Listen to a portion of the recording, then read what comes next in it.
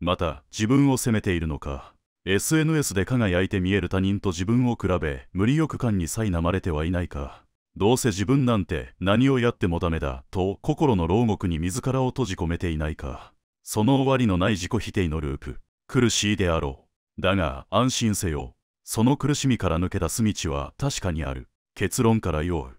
君が苦しんでいるのは実体のない幻、すなわち自分という偶像にしがみついているからに他ならない。この動画ではその自分という名の呪縛を解き放つ仏教の究極の知恵、無我について解き明かそう。見終える頃には君を縛る重い鎖は断ち切られ、心が驚くほど軽くなっているはずだ。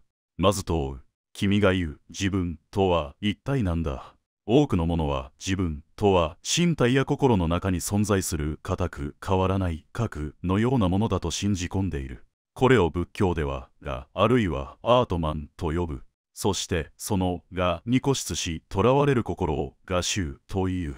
自己否定の苦しみは全てこの我執から生まれるのだ。考えてもみよう。固定された自分がいるからこそ優れた他人との比較が生まれる。自分は劣っているという苦しみが生まれる。変わらない自分がいると信じるから過去の失敗に永遠に苦しめられる。自分はダメな人間だというレッテルを自ら貼り付けてしまうのだ。確固たる自分を守ろうとするから未来への不安に怯える。この自分という存在が傷つかないか損なわれないかと常に恐怖する。つまり君が大切に守っているつもりの自分こそが君を苦しめる最大の元凶なのだ。それは自ら作り出した偶像を崇め、その偶像のために苦しむようなものだ。ではその苦しみから解放されるにはどうすればよいか。答えはその偶像がそもそも幻であると見抜くことだ。それが無我の教えの第一歩となる。無我とは決して自分をなくせという自己犠牲の教えではない。そうではなく固定的で不変な我なるものはそもそも存在しないという世界の真実をありのままに示したものだ。これを仏教では諸法無我という。では我々が私と認識しているものは何なのか。それは五運と呼ばれる5つの要素が一時的に集まって機能している状態に過ぎない。これを五運家は五という。車を思い浮かべてみよう。車はタイヤ、エンジン、ハンドル、座席などの部品が集まってできている。しかしその部品のどこを探しても車という普遍の実体は見つからない。車とは部品の集合体に付けられた仮の名前に過ぎんのだ。私も全く同じだ。5つの要素五運に分解してみていこう。第1は色。これは肉体のことだ。君の体は絶えず新陳代謝を繰り返し一瞬たりとも同じ状態にはない。1年前の君と今の君は物質的には全くの別人だ。第2は受。これは感覚のことだ。楽しい、苦しい、心地よい、不快だといった感覚。これらもまた現れては消え、とどまることはない。まるで波のようだ。第3はそう。心に思い浮かべるイメージや概念だ。リンゴのイメージ、空の青さ、数学の公式、これらもまた心に浮かび、そして消えていく。第4は行。意志や感情などの心の中の働きだ。これをしようという意志、怒り、悲しみ、喜び。これらの心の作用も常に移り変わっている。燃え盛る炎のようだ。第5は識。認識し判断する心のことだ。識、受、想、行をまとめ、これは私だ、これはリンゴだと判断する働きだ。この識もまた縁によって様々に変化する。固定されたものではない。どうだ。肉体、感覚、イメージ、意識、認識。この5つの要素のどこを探しても不変の私など見つからないだろう。私とはこれら5つの流れが縁によって集まり川のように流れている状態そのものなのだ。君は固まった存在ではない。変化し続けるプロセスなのだ。無我の理屈は分かった。だがどうすれば自己否定のループから抜け出せるのか。その問いに答えよう。ここからは君が明日から、いや今この瞬間から実践できる知恵を授ける。これは苦しみを滅する8つの道、8衝動にも通じる実践だ。まず1つ目。正見、すなわち物事をありのままに正しく見る力を養うのだ。どうせ自分はダメな人間だという思考が浮かんだとしよう。君はいつもこの思考を絶対的な事実として受け止めてしまう。だが正見の知恵を持ってみればそれは事実ではない。ただの思考という心の現象が今ここに現れただけのことだ。空に浮かぶ雲と同じだ。実体はなくやがて形を変え消えていく。君は雲ではない。君は雲が浮かぶ広大な空なのだ。この思考と自分を切り離す感覚をつかむために2つ目の実践、少年が助けとなる。少年とは今この瞬間の心と体の状態にただ気づき続けること。マインドフルネスとも呼ばれるな。自己否定の思考が湧いてきたら、まずその事実に気づけ、心の中でこう実況中継するのだ。ああ、自分はダメだという思考が今生まれたなと。次にその思考によって体にどんな感覚が生じているか観察する。胸が苦しいか、肩に力が入っているか、呼吸が浅くなっているか、それをただ判断せずに観察するのだ。重要なのはその思考や感覚と一体化しないこと。それらを川の向こう岸の景色を眺めるように冷静に観察する観察者になるのだ。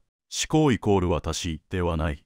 思考を観察している意識イコール私ですらない。ただ思考という現象が生まれ、身体という現象が反応し、それを意識という現象が捉えているだけだ。この練習を繰り返すことで、君は思考の嵐に巻き込まれることなく、その中心で静かにいられるようになる。